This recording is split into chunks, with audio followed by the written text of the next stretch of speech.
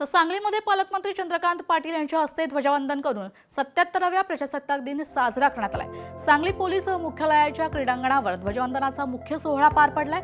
तसेच वर्षभरामध्ये उत्कृष्ट सेवा बजावणाऱ्या पोलिसांचा आणि धाडसी कृत्य करणाऱ्या नागरिकांचा पालकमंत्री पाटील यांच्या हस्ते यावेळी सत्कार करण्यात आलाय।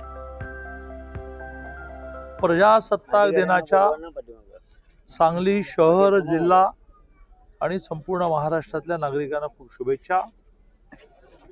बोधिसत्व भारतरत्न डॉक्टर बाबासाहेब आंबेडकरांनी ही घटना लिहिली। बरोबरीने खूप घटनेतले जगभराचा अभ्यास करणारे अभ्यासकी बरोबर घेतले, महिलांचा सहभाग ठेवला। परिणामी पुढचे 1000 वर्ष जी बदलावी लागणार नाही अशी घटना तयार झाली। तर भारताच्या 77व्या प्रजासत्ताक दिनानिमित्त देशातील पोलीस, अग्निशमन, होमगार्ड आणि सुधारात्मक सेवेतील एकूण 982 अधिकारी आणि कर्मचाऱ्यांना शौर्य आणि सेवा पदके जाहीर करण्यात आले।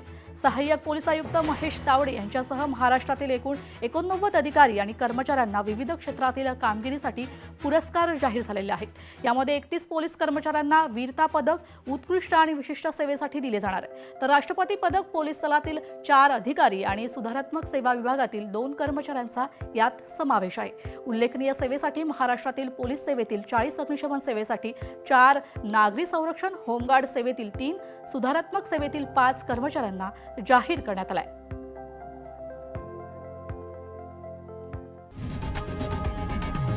लोकशाही मराठी ऐका, पहा, जागरूक रहा।